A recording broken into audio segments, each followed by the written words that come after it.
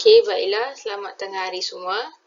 Okey, pada hari ini kita akan masuk topik sama macam minggu lepas, iaitu 4K1D, dan pada hari ini kita akan masuk K yang terakhir, iaitu komposisi badan dan pentaksiran ujian kecergasan fizikal ataupun SEGA.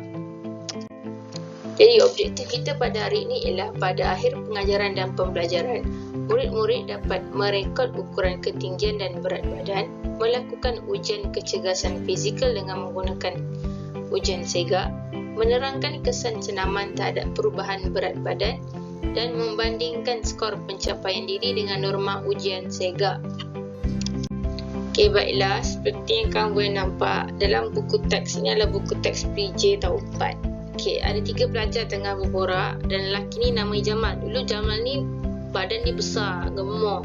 Jadi perempuan ni kata, wah bagusnya berat kamu dah ideal. Apa yang kamu buat? Jadi Jamal kata dia menguruskan pemakanan secara berjadual dan melakukan aktiviti senaman aerobik. Jadi dua tu dia buat. Nampak sebelah kanan ni adalah contoh senaman jadual Jamal lah.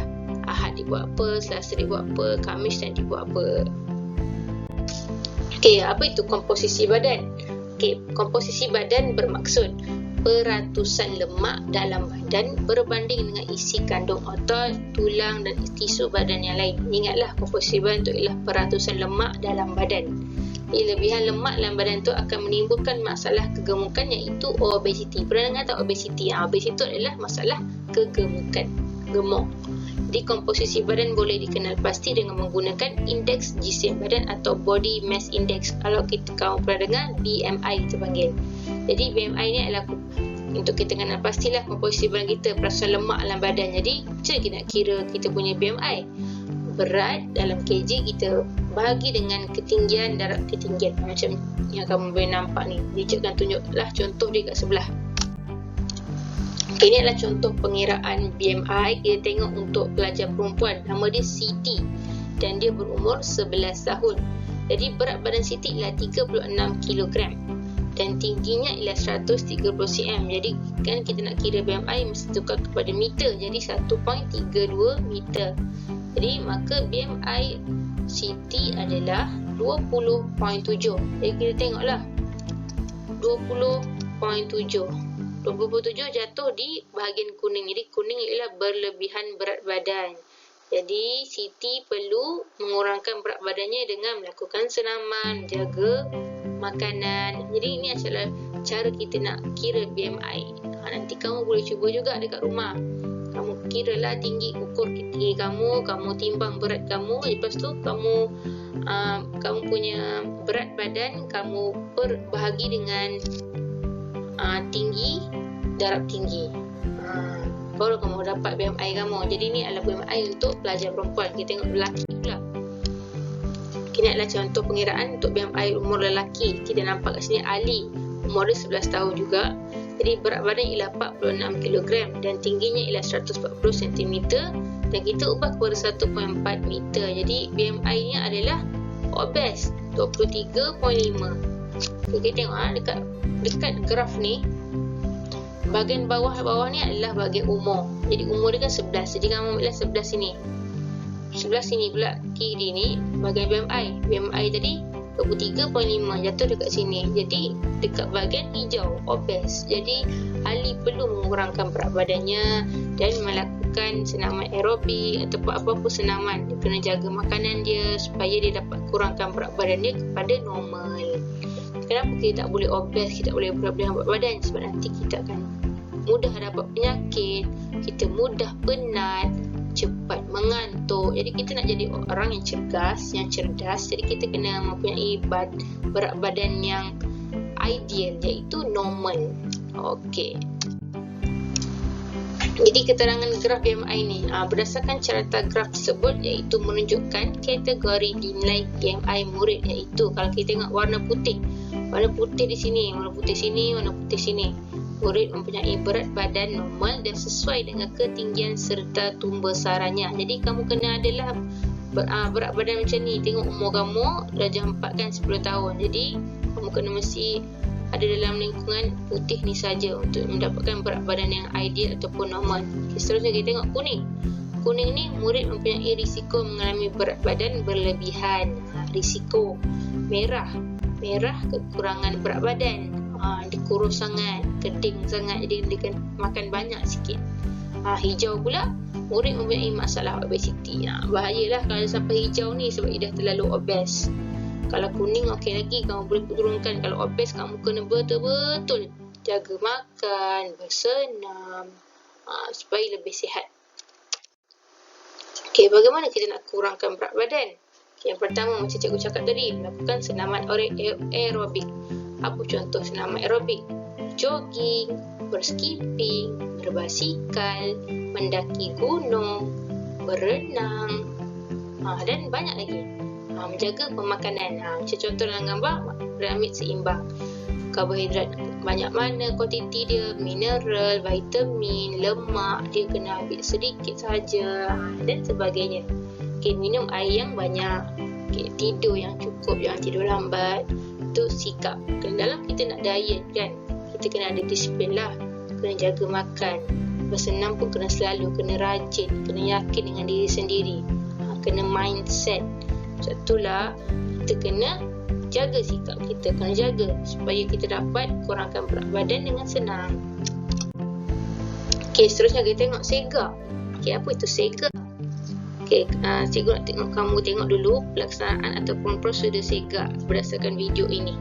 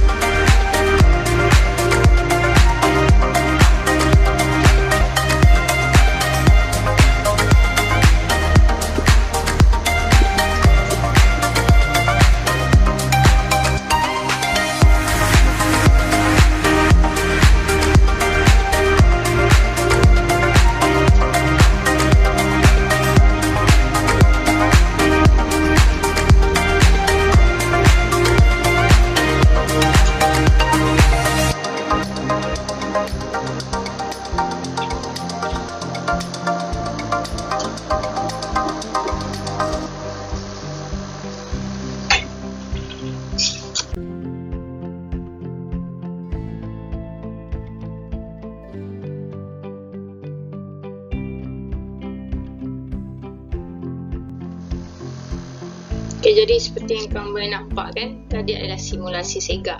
Jadi dalam video tadi kita nampak dalam ujian SEGA ada beberapa ujian. Seperti yang pertama, kita ambil indeks jisim badan, iaitu kita ukur tinggi dengan berat kita. Okay, kemudian naik turun bangku selama 3 minit. Lepas tu kamu kena ambil lah nadi kamu sebelum dengan selepas.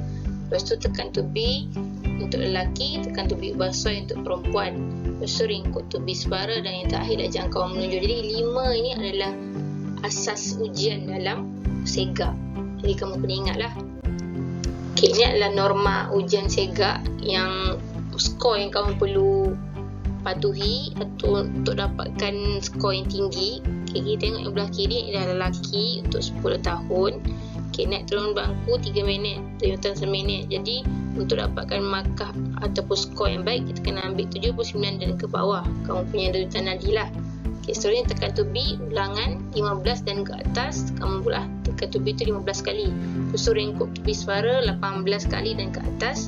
Dan jangkauan menunjuk 37 cm dan ke atas. Jadi untuk 5 ni semua adalah yang terbaik. Kalau selain tu skor dia adalah 4, 3, 2 dan 1 ke bawah. Sama juga macam perempuan. Ini adalah skor yang terbaik untuk 5. Jadi macam mana kamu nak dapatkan skor yang terbaik? Dia contoh kan, lelaki dia kata, saya dapat skor 1 saja untuk ujian naik turun bangku Lutfi. Apakah tindakan yang perlu saya ambil bagi meningkatkan kapasiti aerobik dan menurunkan berat badan? Jadi dia kata kamu boleh meniru aktiviti yang selalu dilakukan oleh Jamal. Jadi yang pertama lah, kamu kena dapatkan skor yang baik, kamu kena aktif lah. Jadi kamu kena buat senaman aerobik, contohnya jalan pantas, jogging, naik turun bangku, senam aerobik, berbasikal, berenang, lompat trampolin, menari, lompat tali ataupun skipping dan kembar hutan. Lepas tu kena jaga makan, tidur yang cukup. Jadi semua taklah syarat-syarat dia lah untuk kita dapat mengurangkan berat badan. Bila kita dapat kurangkan berat badan, badan kita dapat aktif, dapat cergas. Bila badan kita cergas, kita dapat lakukan ujian SEGA dengan baik. Jadi skor pun baik. Jadi dia punya kunci satu je, jaga berat badan, aktif. Tak guna juga kalau kamu kurus tapi kamu tak aktif, skor kamu rendah juga. Jadi kena ingatlah, kena jaga berat badan dan kamu kena aktif, barulah kamu dapat skor yang baik dalam SEGA. Okay, itu saja untuk hari ini. Sekian, terima kasih. Jangan lupa jawab soalan dalam Google Form yang telah cikgu sediakan.